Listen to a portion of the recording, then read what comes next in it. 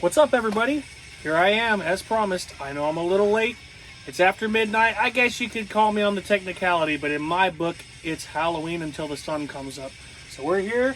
Finally got this 90s update ready for you guys. It's an all DVD update again. No specific subgenre or anything, just a bunch of stuff from the 90s. We've got this really sick compilation that came out today from End Meaningless Noise. My band Braineater has a track on it. It's just a ton of fucking, like, power violence, grindcore, and all sorts of extreme shit. It's really fucking cool. Go check that out. I'll have that linked in the description. Gonna get right into it, guys, but you know how I like to do it. Let's get started. I think I feel a sneeze coming. We're gonna one take it, guys. We're gonna get through this. It's been a long, brutal day. I was really not expecting to get this up this late. I just couldn't get out of work, so here I am now. Hope it's good enough for you guys. I'm sure it will be.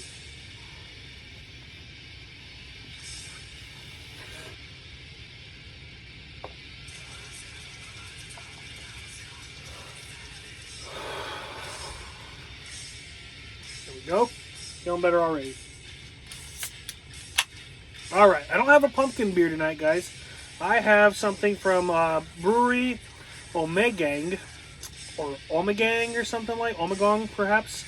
Brewery Omegong. It's All Hallows Treat, and it is a peanut butter chocolate imperial stout at 7.6% with some really cool, like, classic horror comic graphics all on the can.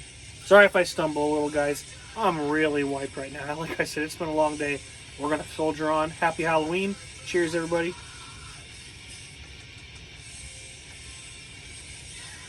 Oh, that's really damn good. That may as well be candy. Okay, guys, let's get into this shit. First one we have here is a Trash Palace DVD from 1990. We have Satanic Attraction. This is a really, really fucking strange movie.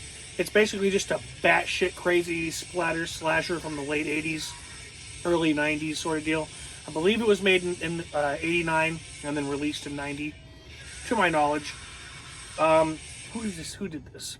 Yeah, Fauci Manzer. This dude did another strange, I think it was called Ritual of Death, around the same time. Another very strange, brutal splatter slasher sort of flick in the exact same vein. This one is just a confusing mess, but if you're here for violence, there's plenty. Definitely seek that out. I think it's worth seeking out anyways. You know, if you're really into slashers, like, this is a pretty good effort, despite how nonsensical the plot is. Let's see. Put that down. Yeah, it even has the cover art for Ritual of Death on the back too. I love Trash Palace. Brian's always like designing these cases so that, you know, you'll know other films from the same filmmakers and stuff. Alright. This is a really old DVD, Cult Action. I have never even heard of this releasing company. Yeah, cultaction.com. Wow. Anyways, from 1990, an Italian flick. This is kind of a giallo, but it uses like Freddy Krueger, like a Freddy Krueger mask and like really cheesy claws and stuff for the killer. This is also a very confusing mess, but with far less payoff, I would say. Night Killer just kind of left me like, come on, is there going to be any sort of payoff in this at all? And I mean, there's a couple things. Like, I would say it's not worth just like discarding altogether. But in comparison to the confusing mess that I just talked about being, Satanic Attraction, I definitely recommend that one much more. Still, I was after this for a long time. Really wanted to see it. Glad I have it. Didn't quite measure up to the film right before it. Alright, what do we got next? Okay, this one here, man, this is like crown jewel for me. And it's not really that good of a, it's not really a movie at all. It's more of like a documentary compilation sort of thing. It's Fantastic Dinosaurs of the Movies from 1990. I had the original VHS of this. My dad bought it for me because I was a huge Godzilla and just monster fan when I was a kid, like toddler, and just latched onto that. This particular VHS, I would watch this thing over and over and over and over and over. I think I still have that one somewhere, but once I saw that there was a DVD version of it, I was like, I have to pick it up. I have watched this like at least 20 times since I got it in the last few months, and yeah, it holds up. There's a lot of Ray Harryhausen, like, stuff in this. There's a lot of really cool, like, just creature features from a lot of different eras, like 40s, 50s, 60s, and onward. Like, even maybe some stuff from later than that. Like, there's definitely some more recent stuff in here, too. But it really deals with, like, the classic monster movies of, like, black and white era and just after that, like, for the most part. And it's really, really charming. The narration's really cool. I don't know. Maybe it's not for everybody, but I grew up with it. It's really a pleasure to watch for me. Turn this down a little bit because there's just some talking sample in here. Okay, another Trash Palace thing we have here. We have Fabio Salerno's Notte Profonda, otherwise known as Deep Night. And this movie is abysmal. Short runtime could not cover up the fact that there's not really a whole lot here. There's just, like, I feel like it's an empty, unfinished film. And I'm happy to own it. I heard about it, there wasn't really anything notable at all. I would really warn against seeking this out. It's really just not that great. Still, as a completist, it's pretty cool to own it. Like, it feels so out of place in the 90s at some parts. Excuse me. Excuse me, guys. But it also is just like it's also just like very 90s at the same point. Like, you can tell it's like made in the 90s and then it has zero budget. But the fact that it has no budget kind of gives it like a early 80s, late 70s feel. I don't know how to describe it. Like, there's enough production value here for me to, like, think that this battered print of this movie would be from the 70s is basically what I'm trying to say. But yeah, this really just nonsensical. Not much going on here. Definitely do not recommend that one. Cool cover, though. Okay, next up we have a really fun one. It's also very micro-budgety, but this was actually really put together well, in my opinion. This is a Haunted-Ween from 1991, I believe? Yeah, 1991. And this is like a slasher movie, basically doing all the tropes of, like, mid and late 80s slasher films. But it takes place leading up to and on Halloween. And it's very, very, very cheesy, very bad acting. But super, super charming because there's some great kills, honestly. And the premise is just so entertaining and I think well executed for what they had going for them. So I would really recommend this if you like campy Halloween movies. Haunted-Ween. Really fun. Alright, this aired on Halloween in the UK in like 1992. And I guess it was like causing like a big fuss, like some people thought it was real. I thought maybe there was a few sequences in this, if you didn't know any better, if you were just flicking through the channels and you saw this shit. Yeah, maybe it looked pretty fucking real, but I couldn't see myself calling in and complaining about it or inquiring about it.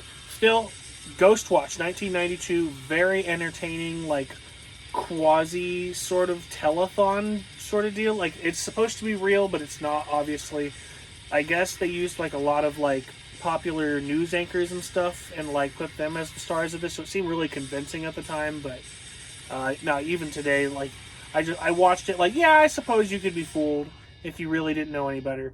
But still, I think it's kind of just hokey. And, like, not as convincing as others have told me. So I was just going to file it away as, like, a really fun night of Halloween watch. Like, certainly very entertaining, but not as realistic as people would have you believe. Okay, next one is not really a super horror movie until the end. It really only just, like, does a few slasher tropes right at the end of the movie. But it's really just a dull comedy the entire time, so I'm not going to really talk about it too much. I only did it because it was slasher adjacent, only picked it up because of that. Mike Myers and So I Married an Axe Murderer from 1993. And it's also from the year I was born, so I had to pick it up.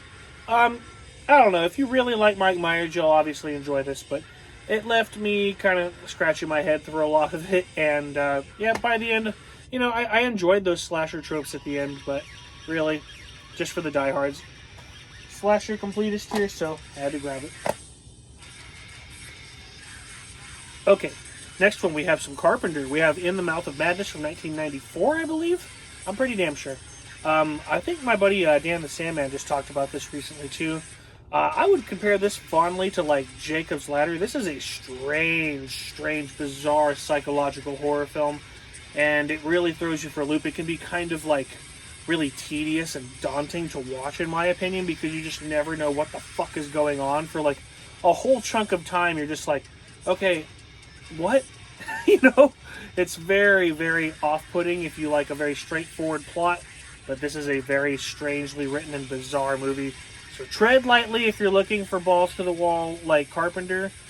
It's still got some balls, but it is a very confusing and strange film. So, yeah, not one of my favorites from Carpenter for that very reason, but also like I was really not expecting to like this already because it's 90s Carpenter. I really loved late 70s and 80s Carpenter, but this actually held up pretty well. I would say it's still like far from my least favorite from Carpenter. Definitely worth seeking out. Okay, that was TriStar, and then this one is a TriStar and Columbia joint release from 1994 as well. This is Brainscan, and I'd heard about this.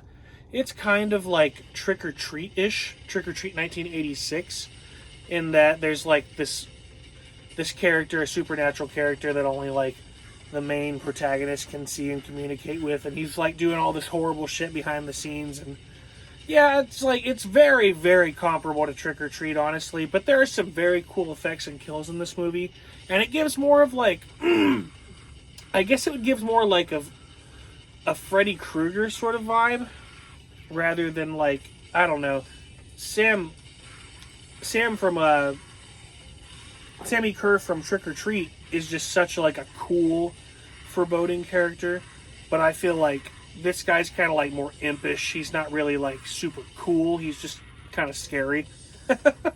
I don't know. It's comparable to Trick or Treat, but I feel like it gives more Nightmare on Elm Street vibes, you know, as far as the killer is concerned. But it doesn't measure up to either of those movies as far as I'm concerned, but it's definitely not far behind. It's pretty good still. So definitely check out Brainscan.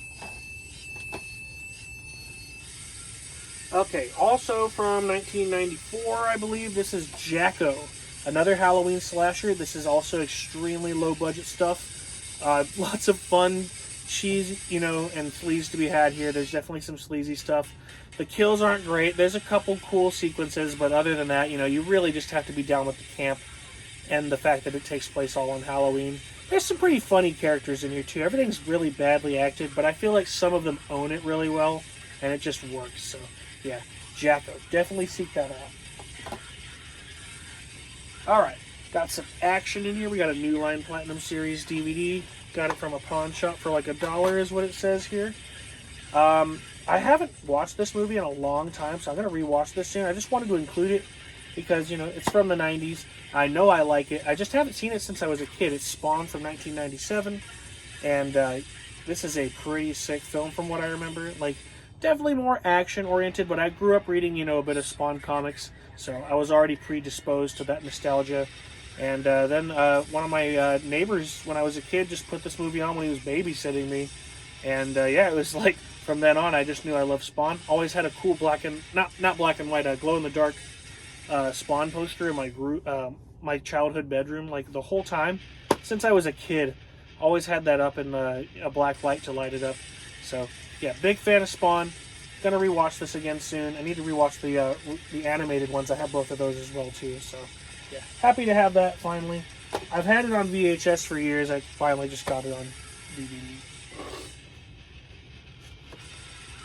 Okay, two more guys. Gonna get through this. We have The Rage, Carrie 2, 1999. This is a Stephen King, not quite an adaptation. It's a sequel to one of his adaptations, based on the source material still, but very loosely. Very different dynamics to the first film, but a very similar plot arc. So do with that what you will. There's a lot of stylistic differences as far as this is concerned. Like I said, the character dynamics are not really the same. It's definitely like, I'm not going to say that it was better acted or worse acted than the original. I'm just going to say that both reek of the decade that they were made in. And, yeah, I'm not going to say that it's bad performances. It's just very, like, very reminiscent performances of those decades. Like, they're extremely, extremely, like, generic performances, I feel. But still, I mean, that kind of works, you know, if you're looking for the 90s vibes, it's all here. It's also got, you know, it's oozing those, like, burgeoning on the, you know, the end of the fucking millennium there, fucking, you know, burgeoning on the year 2000. So it's got some early 2000s vibes, too, which is, like, you know, right when I was coming up, late 90s, early 2000s. So it really does it for me. If that's not your thing, I would steer clear. But if you really like Carrie, I think it is a very worthy sequel. But I pretty much like all these films in this series except for the 2013 remake. I really did enjoy that. Alright, last one here, guys.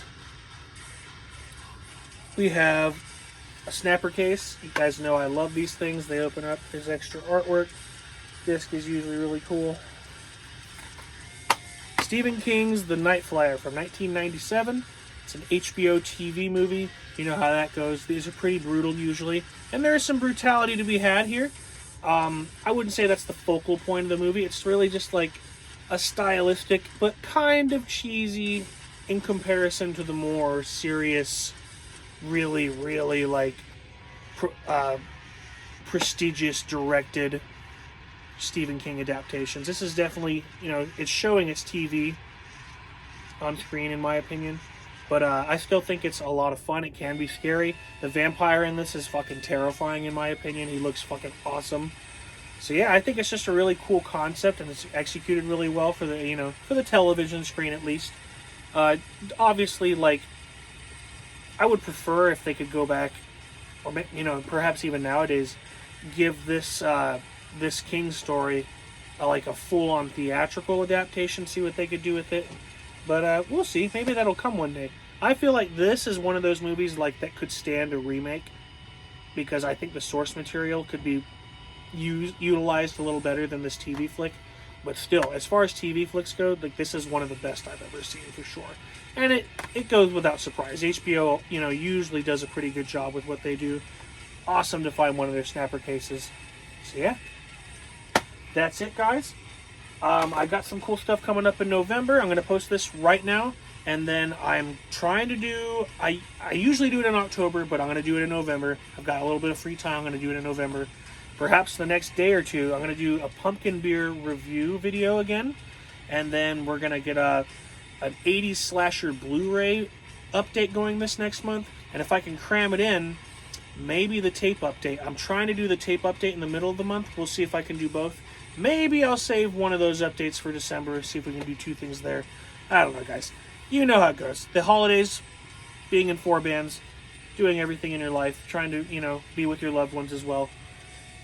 Time just kind of goes, but I promise I will not see you in months. I will see you in weeks. So, everyone have a safe Halloween. Happy Halloween.